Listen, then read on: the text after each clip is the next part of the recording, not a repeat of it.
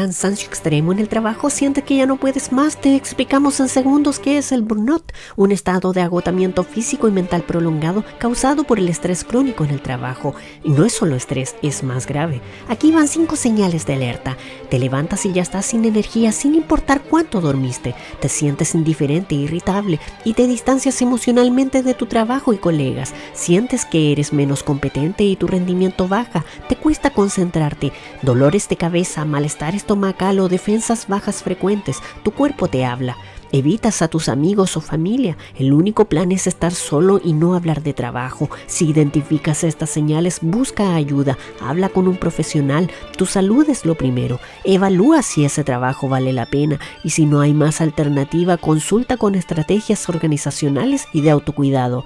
Deja un comentario con un fueguito si te sirvió y comparte esto con quien creas que lo necesita. Sígueme para más en Mente y Doodles.